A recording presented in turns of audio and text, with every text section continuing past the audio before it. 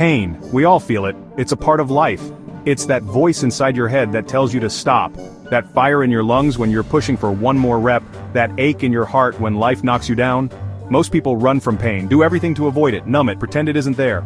But pain isn't your enemy. It's the chisel that carves away weakness and reveals the warrior inside. Pain is the pressure that turns coal into a diamond.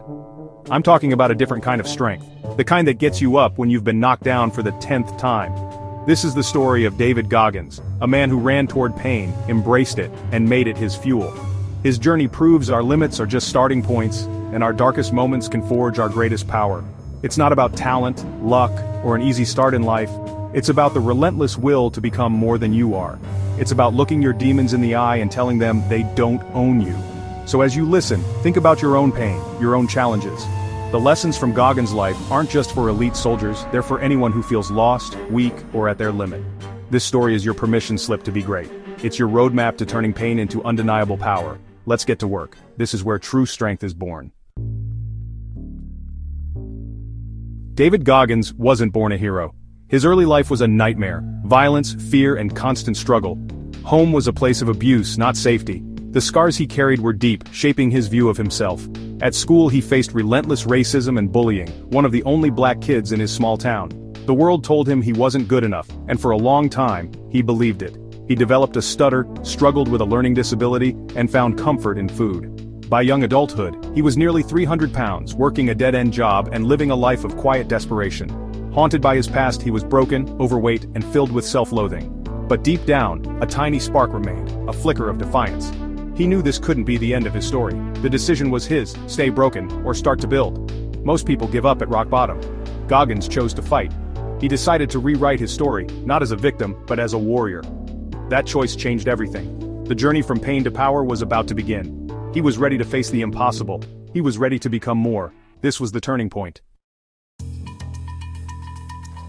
One night, Goggins saw a documentary about Navy SEALs enduring Hell Week, suffering but refusing to quit. In their pain, he saw purpose. He wanted that. He called a recruiter. At 297 pounds, he was laughed at. Over 100 pounds too heavy. But impossible was the fuel he needed. He had to lose 106 pounds in less than 3 months to even try. The world said no. His body said no. But his mind, for the first time, screamed yes. He created a brutal routine, hours on a stationary bike, swimming, lifting, tiny meals, constant hunger. Every muscle ached, every joint screamed, but he kept going. He taped his goal to his mirror and stared at it every day. He wasn't just losing weight, he was burning away the victim. With every pound lost, he gained self-respect and mental armor. In under 3 months, he did the impossible. 191 pounds, 106 lost. He earned his shot at becoming a SEAL. But this was just the beginning. The real test was still to come. He had won the first battle, but the war was just starting. Goggins was ready to face the pain head-on. He was about to discover what he was truly made of. The journey to becoming a Navy SEAL had begun. The hardest part was still ahead. This was only the start. He was all in. Getting to Bud S was one thing. Surviving it was another. Hell Week 5.5 days, almost no sleep, constant cold, wet, and pain. Most candidates quit. Goggins swore he'd rather die than ring the bell. First attempt double pneumonia. Forced out. Second attempt fractured kneecap. He wrapped his leg and finished, but the injury was too severe to continue. Twice he was pulled from the brink of his dream. Most would quit. Goggins saw it as a test. He healed, rehabbed, and went back for a third time. Third Hell Week, he conquered it. He graduated BUD/S and became a Navy SEAL. Goggins' spirit was unbreakable. He proved that pain is not a stop sign, it's a starting line. Every setback was fuel. Every failure was a lesson. He didn't just survive, he thrived. Goggins became the embodiment of relentless will. He showed us what's possible when you refuse to quit. This is the unbreakable spirit.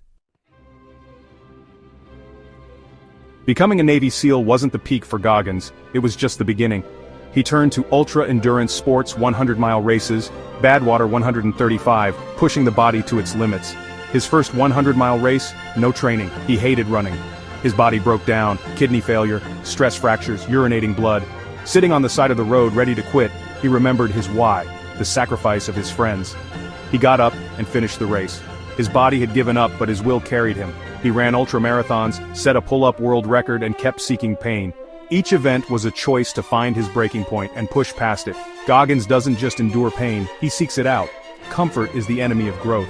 By living in discomfort, he forged a mind immune to quitting. He calls it callousing the mind. Just as hands get calluses from hard work, your mind can build calluses against doubt and weakness. He ran on broken bones but built an unbreakable will. That's what sets him apart. Through all this, Goggins developed the 40% rule. When your mind says you're done, you're only at 40% of your true potential. That feeling of being maxed out is just your brain's way of keeping you comfortable.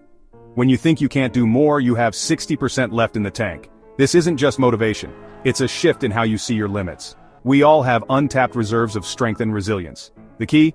Get comfortable being uncomfortable. Push yourself past that 40% again and again. Each time you do, you teach your mind who's in control.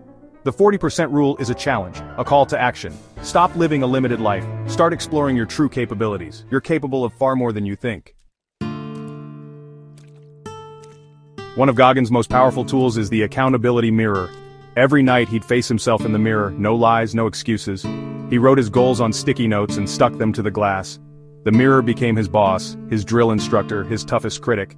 If he failed, he had to face that failure in the mirror. This created a feedback loop of honesty and responsibility.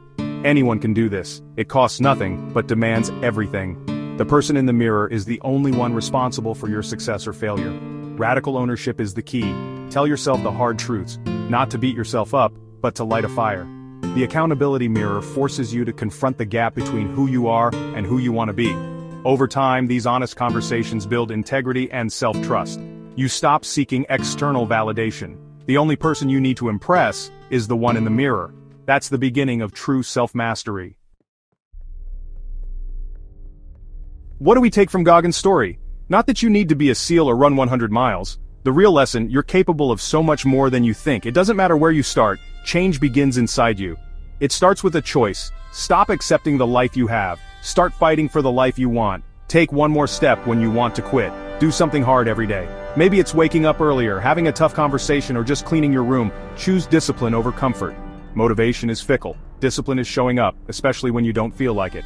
You build your life brick by brick through small, consistent, difficult actions. You become a warrior by winning the small battles every day. So what are you going to do today? Not tomorrow, today. What's one hard thing you can do to start callousing your mind? Don't overthink it, just start. Embrace discomfort, lean into the struggle.